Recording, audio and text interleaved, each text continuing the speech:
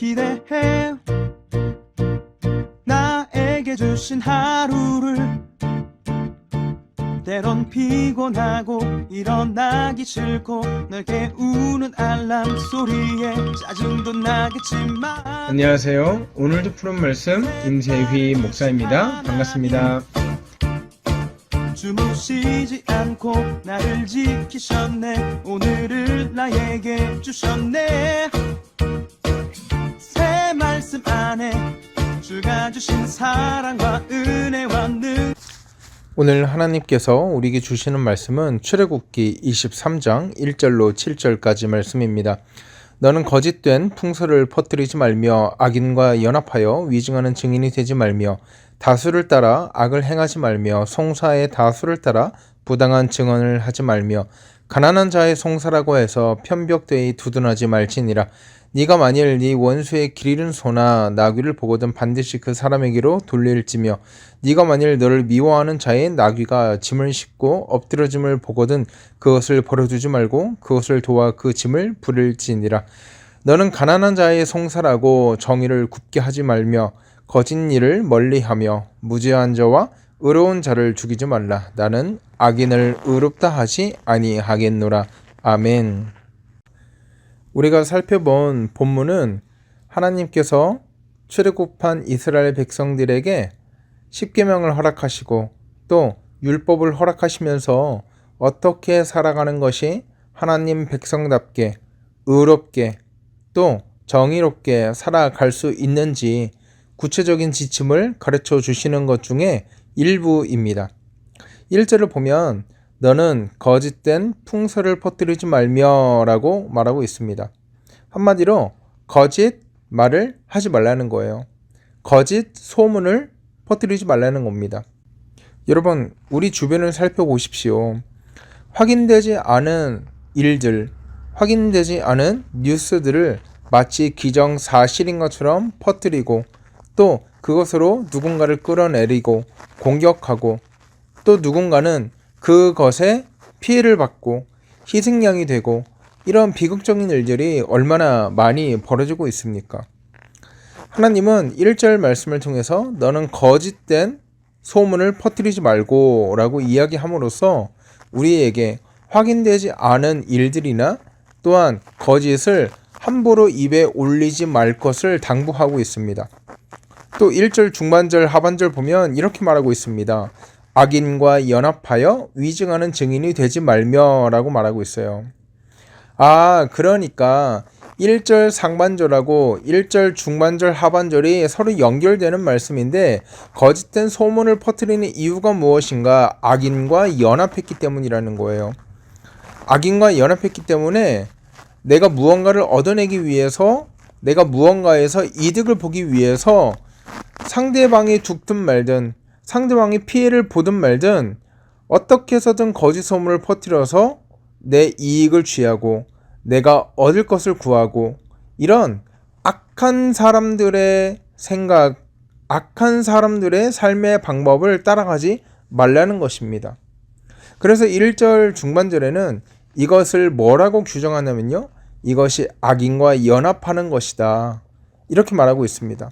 사랑하는 여러분, 우리가 하나님의 백성으로서 결단코 하지 말아야 될 것, 내 이익을 위해서 누군가에 대해서 나쁜 소문을 퍼뜨리고 내가 좀 잘 나가기 위해서 내가 좀 높이 가기 위해서 다른 사람에 대해서 있지도 않은 말을 모함하고 이것을 성경은 악인과 연합하는 것이다 라고 규정하고 또 우리들에게 엄히 경고하고 있다는 것입니다.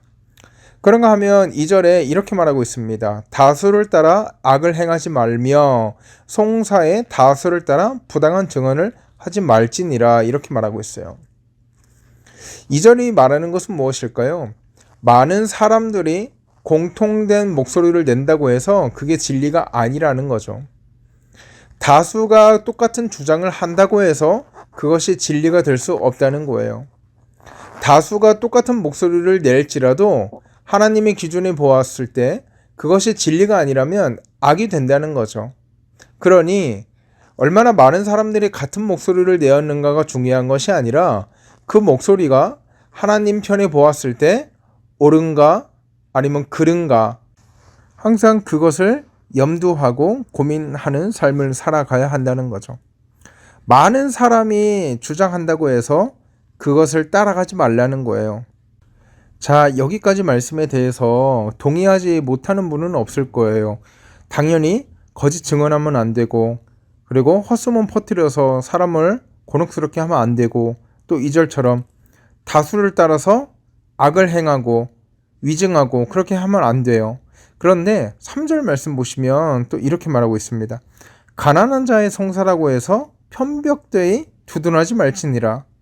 무슨 말을 하는 겁니까? 가난한 사람이 억울함을 호소하고 가난한 사람이 송사를 한다고 해서 그 사람이 가난한 사람이라고 해서 두둔하지 말라는 거예요. 여러분, 이거 좀 이상하지 않으세요? 법은 누구의 편입니까? 누구의 편이어야 하나요? 약자들의 편이어야 해요. 그렇죠? 이것이 우리가 상식적으로 공유하고 있는 법 개념이잖아요. 그런데 오늘 성경은 무엇라 얘기하냐면, 가난한 자가 송사했다고 해서 그의 사정이 딱하고 불쌍하다고 해가지고 동요하지 말라. 가난하다고 해가지고 그 사람에게 유리한 판결을 하지도 말고, 가난하다고 해가지고 그 사람을 굽게 하지도 말고, 그리고 6절에는 또 이렇게 말하고 있습니다. 너는 가난한 자의 송사라고 정의를 굽게 하지 말라. 이렇게 말하고 있어요. 아니, 생각을 해보십시오. 하나님은 약자의 하나님이잖아요. 낮은 자의 하나님이잖아요. 가난한 자의 하나님이잖아요. 그런데 오늘 성경 말씀 보니까 가난한 자라고 해가지고 그를 감싸지 말래요. 법을 집행하거나 아니면은 법적인 송사를 다룰 때 가난한 사람이고 약한 사람이라고 해가지고 그를 두둔하지 말래요. 이게 도대체 무슨 말인가? 여러분, 이 말은 이런 의미를 가지고 있습니다. 가난하다고 해서 그의 사정이 딱하다고 해서 공정하게 집행해야 될 이 하나님의 법을 감정적으로 아니면 감성적으로 멋대로 해석하고 적용하지 말라는 거예요. 여러분, 하나님께서는요, 정의를 뭐라고 생각하시냐면 무조건 약자 편을 들어주는 것, 이것을 정의라고 하지 않으세요. 무조건 약자에게 이득을 주는 것, 이걸 정의라고 하지 않으세요. 약자나 강자나 또 부한자나 가난한 자나 그의 상황과 환경이 잘 나가는 사람이나 아니면은 없어서 힘든 사람이나 차별받지 않고 동일한 기준과 동일한 방법과 동일한 잣대로 다루는 것, 그것을 정의라고 말씀하시는 거예요.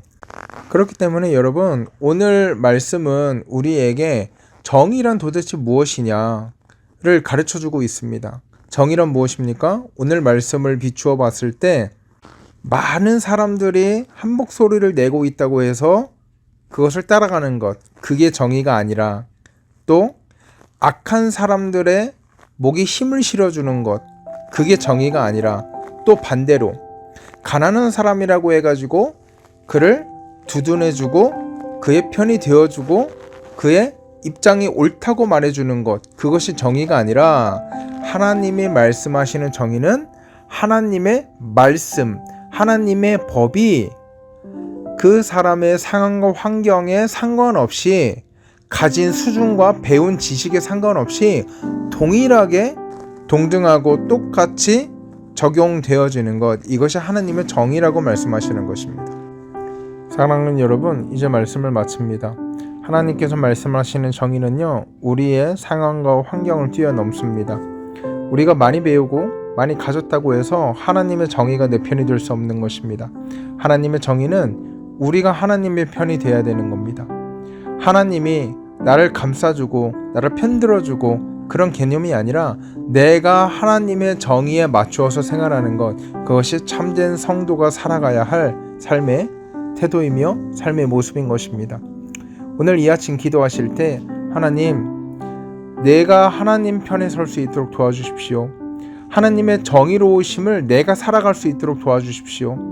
하나님을 나의 유익과 만족을 위해서 끌어서 사용하는 것이 아니라 내가 하나님의 기준에 맞추어서 하나님을 두려워하고 하나님을 의식하는 삶 살아갈 수 있도록 주님 인도하여 주시옵소서. 그렇게 기도하고 오늘 하루 힘차게 살아가는 저 여러분 되기를 주의 이름으로 소원합니다. 함께 기도하겠습니다.